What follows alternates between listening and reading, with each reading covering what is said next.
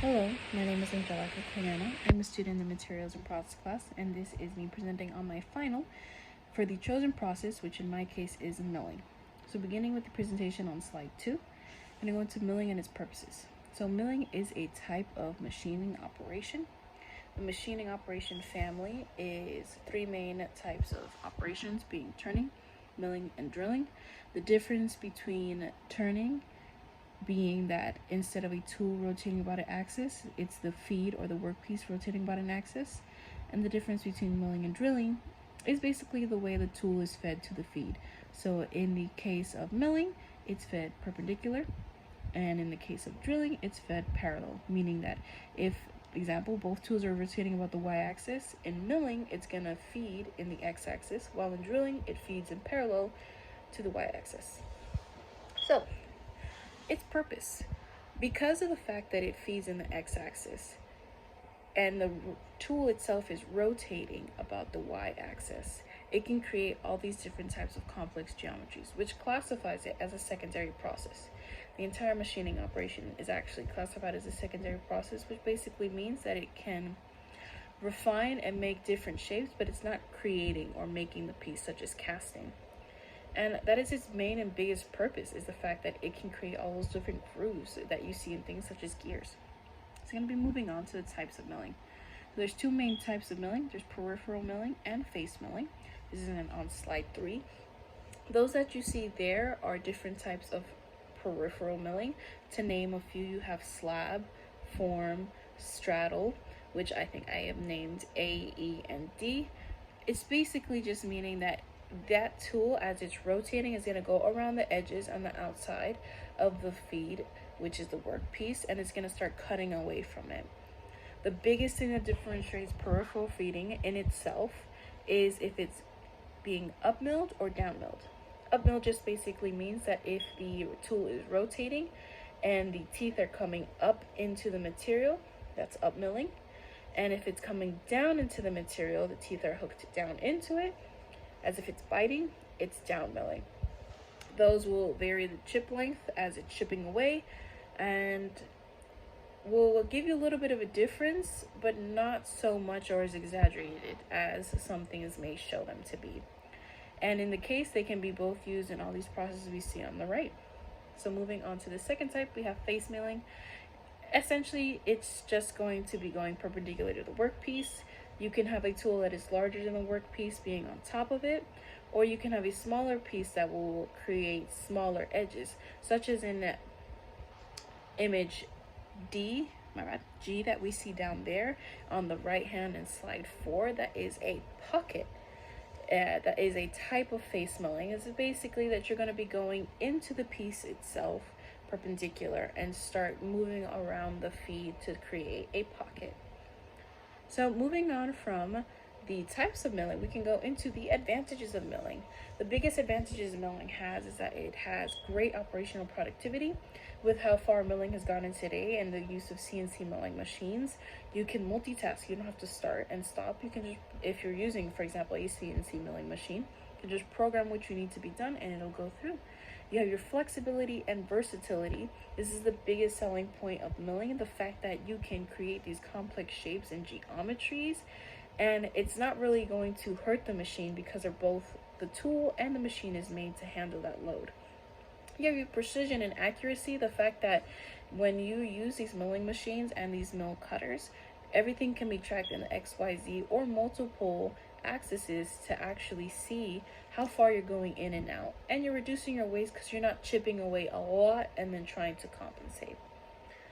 But with any advantage, you're going to have some disadvantages. So on slide 6, we have the disadvantages. You have your noise levels. Obviously, with any machinery that's running very loud, and with giant RPMs, meaning a lot of rotations, it's going to create noise. Your other biggest disadvantage with milling is the fact that you have dust and you need proper ventilation. Any of these pieces that can get inhaled by any of the workers, it can be a safety hazard. So it's something that really needs to be looked after and continuously stopped to correct. Milling machines are huge, so they do have high space occupancy. So it's not going to be a tiny corner that you have in your room. You do need enough space not only for that, but also to dust and to ventilate. Milling machines are not cheap, nor are the tools. They cost money because they are very hard and very specific for the fact that they are coming in and out of the workpiece continuously. It is made with very expensive materials, and you need a high skill level and safety. As someone who has used a mill machine before, it is very much not a piece of work to be meddled with. It needs its proper training and skills to use, because any mishap can cause very bad injuries. So moving on to slide 7, away from the disadvantages, we're going to go a little bit more into the advantages by looking at the industries and the products that use milling. So the main industries, the four main industries that use milling are aerospace, automotive, energy, and healthcare. Those first three use milling mainly to create certain parts that will have those complex geometries that need precise, like thousands, hundreds of thousands of an inch precision to create their products. And we see them in airplanes, we see them for certain rotors that can be used on blades. In automotive, we can see them in valves, you can see them in block bodies and engine bodies. And in energy, it's actually used to create some of the very precise valves they need, as they have renewable energy coming in and being produced. My favorite, though, if we move on to slide 8, personally, is healthcare industry, simply because a lot of my family is in healthcare, and I think it's actually the kindest and most amazing use of milling is the fact that it can be used to create things such as limbs and molds. So the molds will mainly be, for example, if they need a certain product that has a weird shape, you can use the CNC milling machines or any of the different types of milling machines to create these different shapes so that the molds come out perfect into the size that they need it, if it's something they're creating for a person. But even cooler is that the fact that they can make limbs and prosthetics out of these machines. For example, you can make a hip and bone replacements, bone screws, biopsy stunts. A lot of things can come from these CNCs. I say CNC a lot because it is what was mentioned the most in my research, but I have personally created things for automotive industries using milling, and it's a really amazing and versatile thing that can be used to create a bunch of different things, but my favorite personally being those used in healthcare industry. But moving on from those industries that use it, I'm going to go a little bit more on my personal experience with milling. So as a technician apprentice at Universal, I have used milling, drilling, turning in many different applications, but I'm going to specifically look at milling today. So first experiences I've had with it in just receiving materials that use milling would be when I work at Blutos, which is one of our water rides at Universal Orlando. So every year, water rides get an annual where everything has to get rehabbed. And one thing that we do is that we work with both our mill shop at Universal and with vendors outside. So we worked with our mill shop this time to get all the wooden boards we needed to create the chain, which we had actually an issue where it wasn't milled down to the proper width and we could not get the bolts in and had to get that fixed. And another thing I've used before is these humongous sprockets that drive the turntable that were bought from a vendor and had to be installed. The photo I have in slide 9 isn't the exact sprocket, that's a transmission sprocket, but it's just to get an idea that it is something that we do purchase outside and we do create inside. Another one that is my favorite is that when I was at Volcano Bay, I did get the opportunity to use a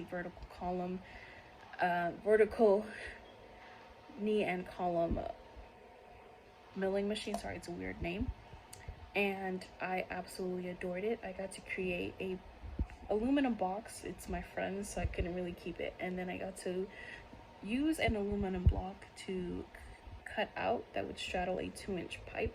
And it was a lot of precision, a lot of using your X, Y's, and Z's, depending on the cutters I use. And I couldn't find the first cutter we used, so I did include in slide 10 something that looked similar to it. And then I actually did get to do some fly cutting to refine those edges and to get it to like 1/100th of a thousandth of an inch of what I wanted.